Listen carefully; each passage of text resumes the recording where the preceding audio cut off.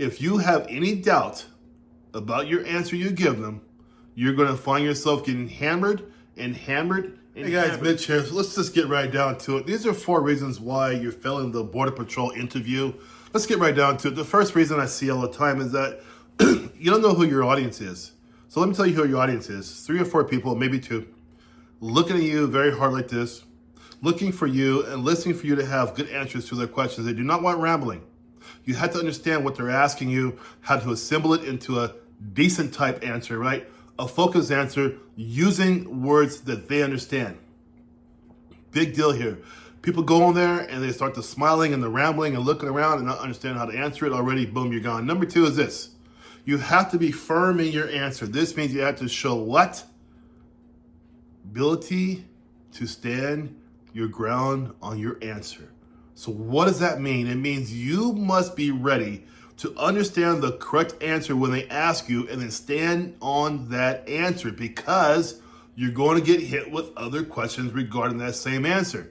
If you have any doubt about your answer you give them, you're going to find yourself getting hammered and hammered and hammered until you fall over. You have to be firm in the conviction of your answer or you're going to fall down quickly. Another one I got to tell you guys, giving out weak examples or hypotheticals to questions. Very weak. So what do I mean? Start again. Number 3 is a big one. Wavering from the question they ask you.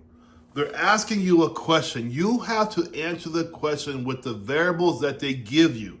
So many people who are not prepared. This is why they have a 60% structured interview failure rate, because they give you the question, right? And so many people are trying to dip out of here, go out of here, and try to answer here. No. You have to answer the question with what they're giving you, right? You have to give them the answer based upon the confines or the parameters of the question. Guys, I've been doing this for 5.5 years, okay? I hear this all the time, the feedback from people in the field, my colleagues out there. I know what they're saying about people who go to interview. This is why I have such a great coaching program, because I know what's going on. You cannot add to a question that they ask you to seek relief to make your answer sound better, okay? You have to be prepared to answer within the confines of that question. I know I'm sounding like I'm repeating myself, but I have to, because so many of you guys are falling down on your faces.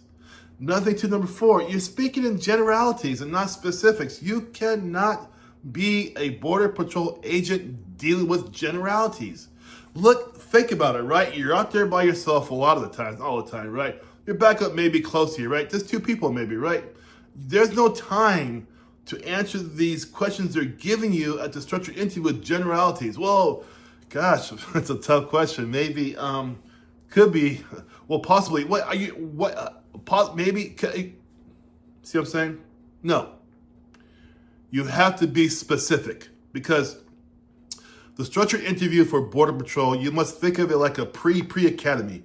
Before you go to the academy, this is like a pre-academy. They are really testing the crap out of you in the interview process.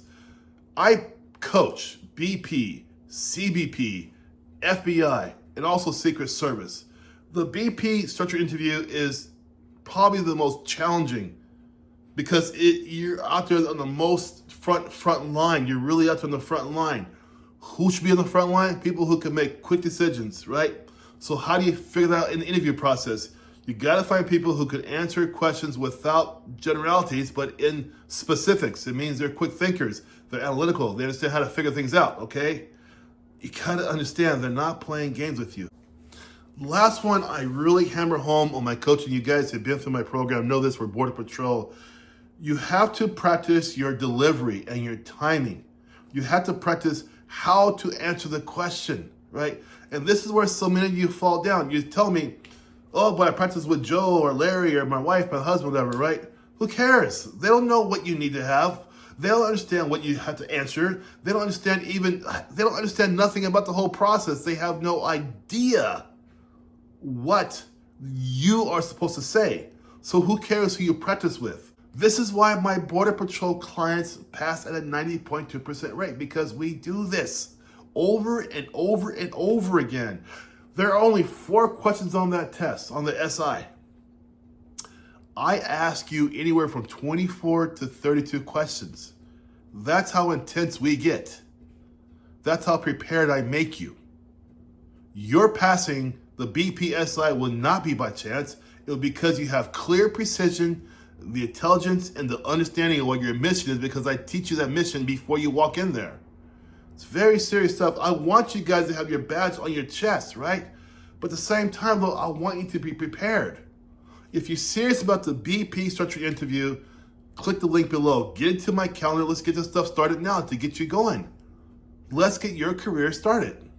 All right, you guys, take care. Remember my motto, badges on chest. I want this for you. Badges on chest.